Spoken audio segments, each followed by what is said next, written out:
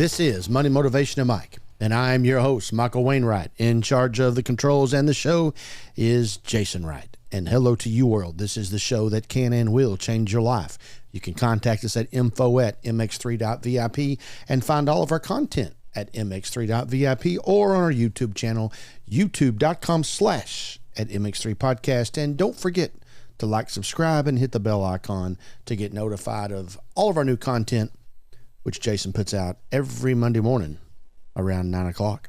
Okay, Jason, before we get into today's topic, and it has a lot to do with your philosophy and the powerful phrases that allows you to stand up for yourself.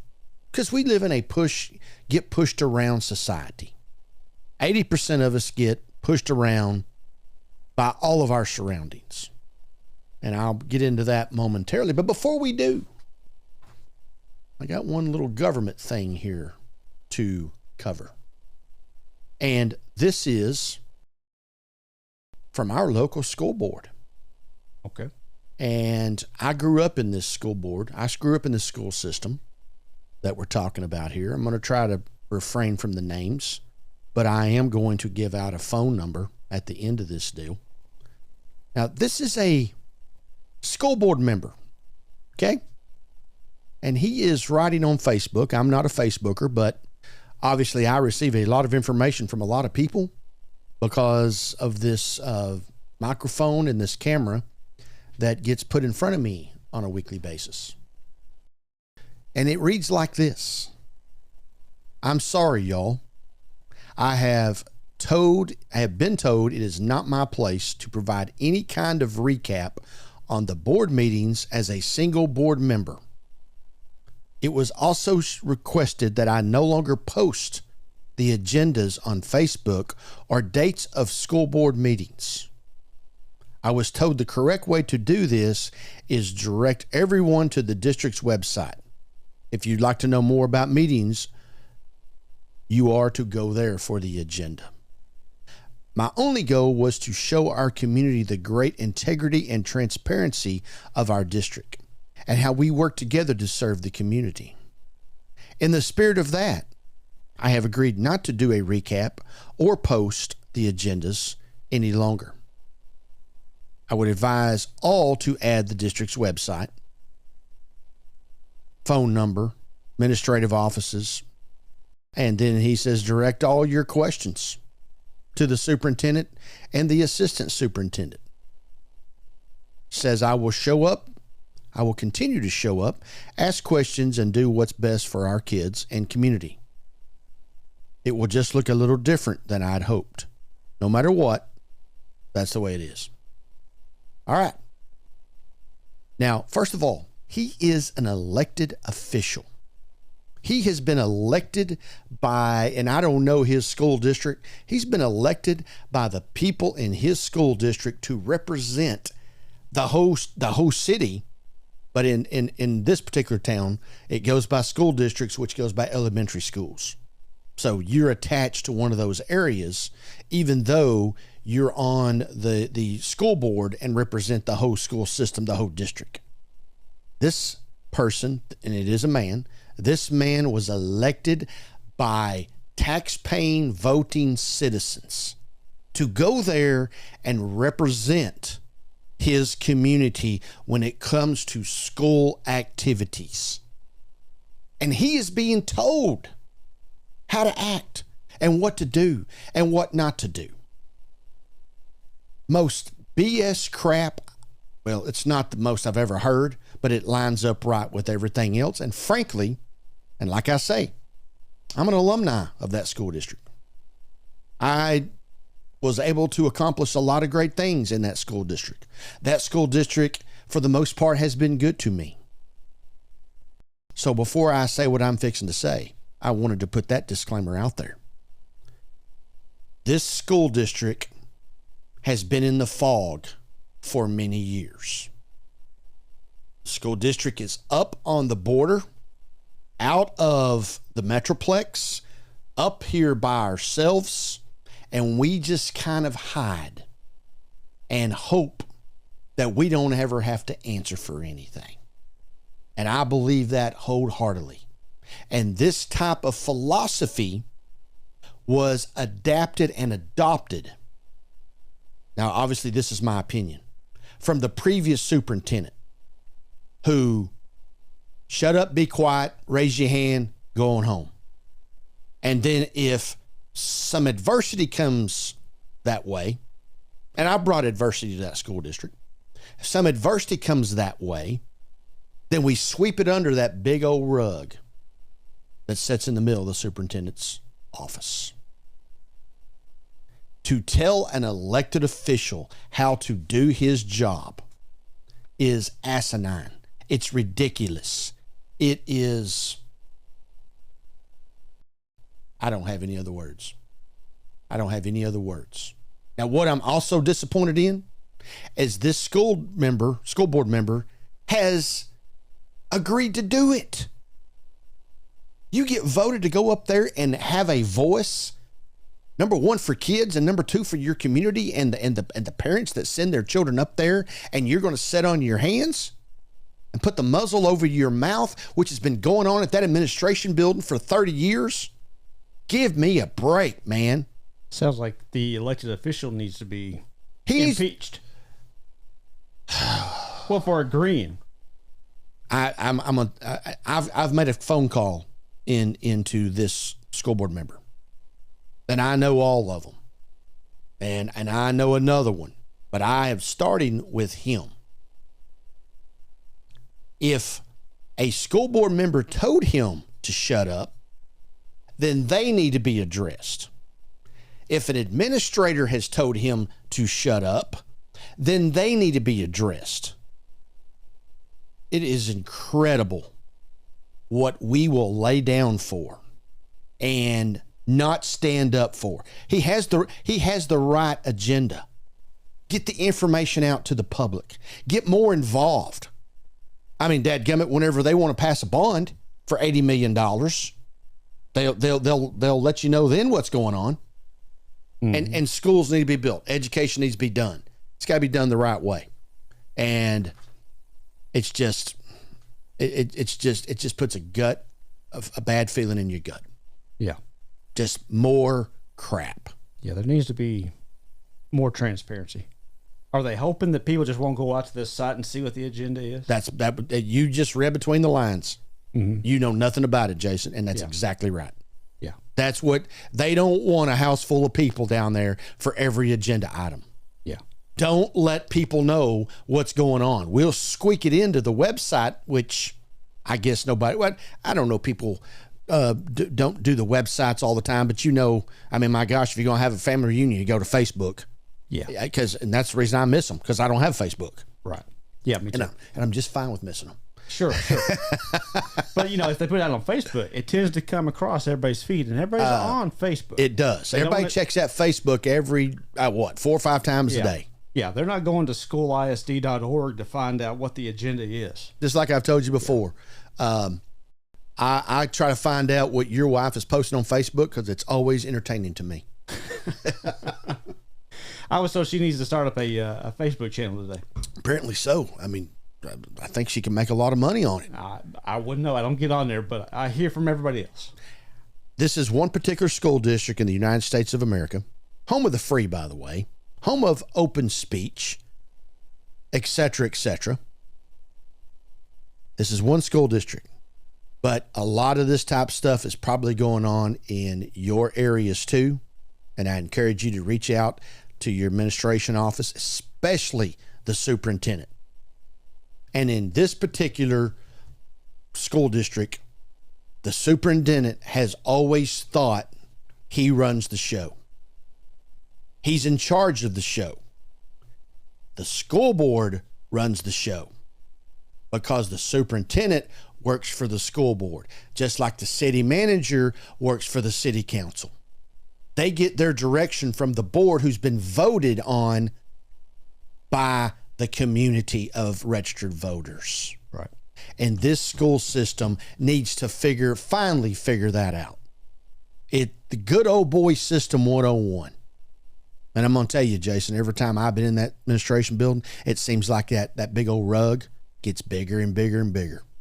There's days you had to have a ladder to get over that rug. It's got so much stuff under it. And here again, what I've just said is what everybody else thinks and what everybody else wants to say. But they don't have the backbone, the guts, or the spine to do it. And on the other hand, there's that retaliation factor that comes into play too. And I am living proof that retaliation has happened in that school district.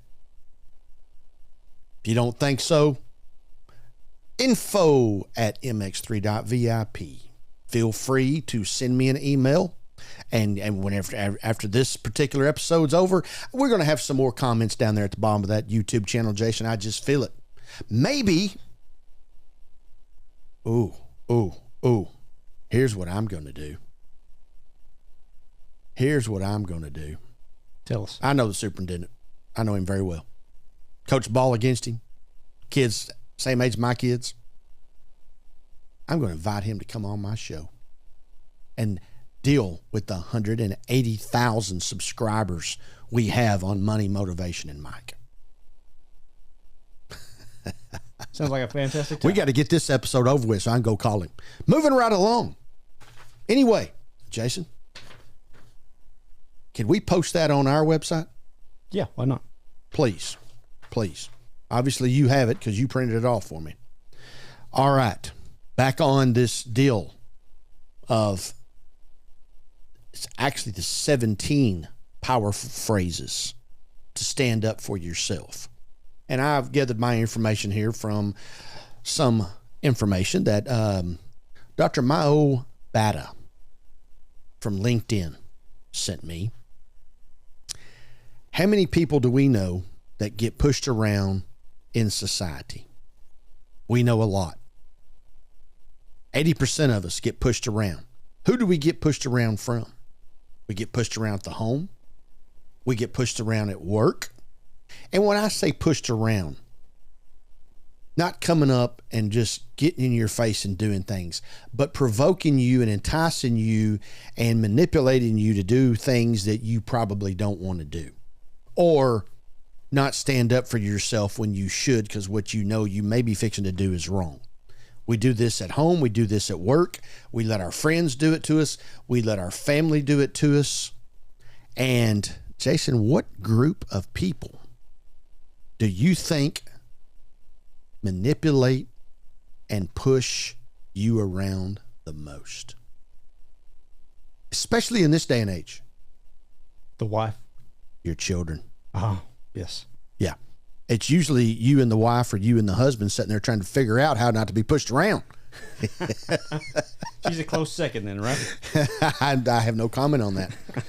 I'm just going with the children because that's what I know. All right. A lot of this stuff and a lot of being pushed around and not standing up for yourself, et cetera, is all about your philosophy of life. And I've had these type of notes for 20 years. And the great Jim Rohn, who was a mentor of mine, and where I got some of that. You know, it's not your job. It's not your business. It's not your home. It's your philosophy. It's not the things that you think it is. It's the philosophy that affects the things that you're involved in on a daily basis. You know, the major determining factor is how your life turns out. Finding out what you can do and doing it and not getting to the end and wondering what it was that you didn't do that you could have done. You got to set your sail, as Jim Rome always said. You got to put the sailboat up and get the sail up. And you know what else is interesting? The same wind blows on all of us. So why does the wind blow some people north and blow some people south? Their philosophy. It's interesting. You got to figure out how to set your sail and then how to live your life, and how you do that. That will determine how it will come out. So quit blaming your job and your home life, etc., and reevaluate your philosophy. Set your sail up and get going. It helps you process your life. Okay? Think of your mind and change of your philosophy, because with a philosophy put in your mind is where we're going to go from here. Set a better sail, get a better result. And these are two good quotes about failure and success from Jim Rohn. Failure is a few errors in judgment repeated every day. Success is a few simple disciplines practiced every day. Simple as that. Did you get that, Jason? I think so. Failure is a few errors in judgment repeated every day. We got a large group in that category. Success is a few simple disciplines practiced every day. Now, a particular tidbit that I read off last week, and I'm going to read it again because it's very important. If you look at the people in your circle and don't feel inspired, you don't have a circle, you have a cage. That's going back to your philosophy right there. Now, moving on to the Dr. Bata, and trying to do things to not get myself pushed around. And here are some shifts on how people can change to maybe help themselves with standing up for themselves. Number one, I understand your position, and here's where I stand. Assert yourself for the view while acknowledging the others is basically what that means. Number two, it doesn't work for me. Let's find another solution. You're setting your boundaries without apologizing. I'm sorry, I just don't see it that way. That's not what you say. Number three, I need time to think this through. What you're doing there is you are claiming your space for making a decision. Number four, I appreciate the feedback and I stand by my decision. Own your choices with confidence. If you are very dead set on your philosophy, you will not be able to be wavered off of that particular stance. Number five, let me be clear about my expectations. That's a good one right there to use with your children. Let me be clear with my expectations. Eliminate their ability up front. Number six, I've contributed significantly to this project. Own your accomplishments without downplaying them. And we're all very good, or we should be, at giving other people credit. But sometimes it's about you and you taking your credit. Number seven, this is how I interpreted your agreement. Address the misalignments of your thoughts and philosophies with theirs in a professional way. Number eight, I value our relationship and I need to address this. Balance relationships with self-respect. Do you feel like that it's always your friend or spouse's decision? You feel like that you're always giving in to what it is that they want. So you bring value by, I value you. I value us. I value our relationship. And I need to address this with you. You're always pushing me around. Number nine, my experience tells me differently. Assert your professionalism judgment by the example. I've already done this. So I already have examples of why we don't need to do this, because my experiences tell me differently. Number 10, I'm not comfortable with that approach. This goes back to where maybe you're asked to do something you really don't want to do, or that you don't feel that it's the right thing to do. You're not comfortable with it.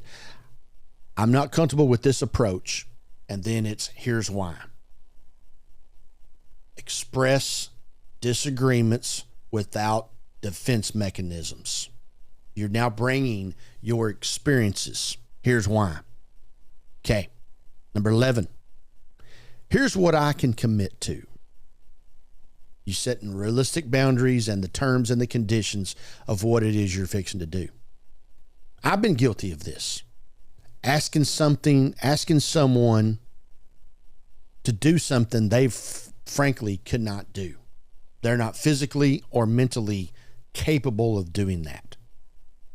Maybe they know it, but they go ahead and try to do it when the whole time failure has just been set up by both of you. You asking and them abiding. So that's what you got to do. Here's what I can commit to. Number 12. This requires our immediate attention. Okay, this is all about finding priorities. It's a priority to you. It may not be a priority to them. And you have to show them why it should be a priority to them so that we can get our immediate attention on this particular item right now. 13. Let's pause here. I need clarification. Take control of unclear situations. How many times do you listen and you don't really understand and you don't say anything because you don't want to look dumb? All the time. All the time. So let's pause here. I need clarification. Because if what the other person's thinking and those expectations are not met at a later date, the communication factor very well could have been with a breakdown in this situation because you didn't ask for clarification. They may think, and I'm guilty of this, I think I explained it to you very clearly, but somehow you're not getting it. I've heard you out. This is 14. I've heard you out. Now please hear me out. Claim your right to be heard. Claim your right that my opinion and your opinion are on equal terms. It's not your way. It's not my way. I've heard you. Now you hear me. Number 15, address my concerns. Then I'll support this. So I'm willing to cooperate, but here are my concerns and my issues. Let's look at those. You explain that to me, then I'll move with you. Number 16, I'm at capacity. What should we deprioritize? I'm at capacity. I'll do that, but what do you want? What do you not want me to do over here? Woo! Okay. Push back by showing awareness. That's what that means. So I can do it and I will do it. But what do you not want me to do? Can't be at 3 different places in one time, can you, Jason? Some of us can. Well, there you go. That just defeats my whole philosophy down here, but nevertheless. No, you're right. You're right. Okay. All right. You said, all right, maybe that's the deal. You can be at 3 places at one time, but I'm asking you to be at 6. You got to deprioritize. Yes. Okay. Number 17. That behavior, comment is unacceptable. Draw lines when needed. Your behavior, your comment, etc. Maybe their philosophy. It's unacceptable. We got to figure out what we're doing here. Those are the 17 different ideas, phrases, etc. that could possibly help you stand up for yourself. And standing up for yourself isn't about confrontation. It's about respect. And it's about someone honoring you and you honoring them, and we can come to an agreement here, and you give a little, I give a little, but you got to communicate to get to that point. So there is a whole lot of different ways. Here's 17 of them. Instead of coming out and just saying, hey, you're an idiot, you don't know what you're talking about, you're irresponsible, I don't know where your brain's at. I mean, we've heard all these things, and most of them I've said. So, unfortunately, thank you, Dr. Batta, for that particular bit of information right there. And the philosophy of life gets you down the road to where it needs to be. Today, it's all about being pushed around because we meet head on pushback, being pushed around on a daily basis. Got to figure out how to deal with that in a more professional, better way.